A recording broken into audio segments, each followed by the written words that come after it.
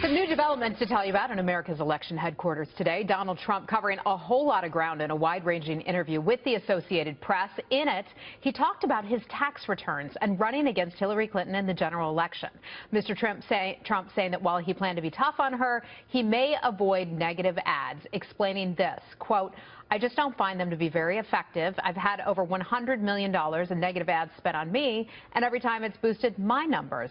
Joining us now to talk about this interview, a lot of good nuggets coming out of it, Gianno Caldwell, principal and founder of Caldwell Strategic Consulting and former Republican County Director of African American Outreach in the state of Illinois, and Richard Fowler, a Democratic strategist and radio talk show host. Welcome to you both. Richard, let's start with you. If he doesn't use the negative ads, is that a bad thing for him or a good thing? Well, I think it's actually a really good thing. If you look at some of the battleground states, for example, in the last election in Florida, all you saw was negative ad on top of negative ad on top of negative ad. And what ends up happening is the message completely gets muddied. And because the message gets muddied, you don't have a chance. You won't have a chance to say, you know, make America great again. It'll be a whole bunch of mud and nothing gets done about it, which is why negative advertising in this post-Citizens United world is not the best use of money or capital. But, Gianno, the conventional wisdom in politics has long been negative ads work. Well, we see that Donald Trump is not a conventional candidate, and he's made this an unconventional election cycle. I think when it comes to Donald Trump, especially considering the fact that he says that, hey, I may or may not run ads against Hillary Clinton, and what we notice is the wall-to-wall coverage in which he has generated throughout this entire election cycle provides ads in and of itself. Whatever he says about Hillary Clinton gets ran in the cycle, and we'll see it get ran time after time on every network. So what's the point in spending money on ads when you have the media to push your message for you? Well, it would be fascinating if he didn't go negative on her and instead ran an inspiring positive campaign with a message. That would be something pretty new in elections. I want to talk about his taxes, and he has said, he told the Associated Press that he really saw no reason to release them, saying, quote, "There's nothing to learn from them."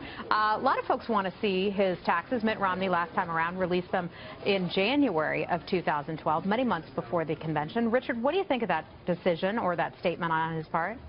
Well, I think every candidate should release their tax returns, and here's why. What the tax returns show you is what this person is paying for taxes, right? So and I think why Donald Trump is afraid of releasing his taxes, because maybe his marginal tax rate is at 6 or 7 or 8% because of tax loopholes in our broken tax system. He doesn't want the secretaries, and he doesn't want the bricklayers and the painters and the carpenters of the world to know that they pay more in taxes percentage-wise than he does, which is why he's delaying as much as possible. But we have had very wealthy candidates before, whether it's John Kerry and certainly others. Mitt Romney, for example, they've released theirs. Yeah, Gianno, what do you think? I think that in this particular case, a candidate like Donald Trump, who has pontificated about his business success and how he's used the laws to his advantages, I don't think that it's problematic for him to say, I don't want to release my taxes. And unlike Richard, I think that in this case, he doesn't need to. Why? Because there's been an analysis done on his wealth.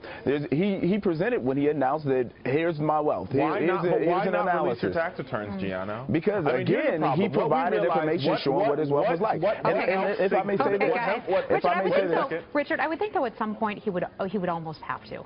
Because if he doesn't, it gives too much fodder for the Democrats. It's never been done before, to my knowledge, where somebody hasn't released their taxes. On the other hand, there could be something damaging. And let me ask you about something else, though, guys, and that is the VP, who he would bring on to be his vice presidential nominee. Richard, what do you think about Chris Christie? And he said 5 or 6 people he's looking through right now. Well, I don't think Chris Christie is at the top of his list. I think he'll be the head of the transition team, but Chris Christie has way too much water under the bridge, both literally and figuratively. The Bridgegate scandal has harpooned Chris Christie. Yeah, but that thing's a done deal. Gives him nothing. Yeah, but it gives him nothing. He won't win New Jersey as a state. So he's going to have to find a candidate that's going to give him a chance to win a state, right? So Joan C. Ernst, a senator from Iowa, is a good pick. I would argue maybe Jan Brewer in Arizona might be a good pick. He's going to have to find a battleground candidate or a candidate from a battleground state that will give him some ground and some leverage against what will be a very, very powerful Democratic ticket in a situation where he doesn't have African Americans, he doesn't have Latinos, and he doesn't have women. Yeah, Gianno, when he's just talking about they're picking somebody for geography, that's one of the things that Donald Trump says he won't do. He's not going to pick somebody from a state, a battleground state necessarily. Yeah, and I would say to Richard's point on he doesn't have women, we're seeing that Hillary Clinton's numbers are very bad. So moving on, though, I think Donald Trump's. Richard, have you been around open cans of paint? Because that was a delusional statement. I'm just being honest. That was really delusional. I was talking about the ORC Wall Street Journal poll, but okay. All right, guys, we're gonna have to leave it there. Richard Fowler and Gianno Caldwell, great to have you here. Thanks so much for joining us today.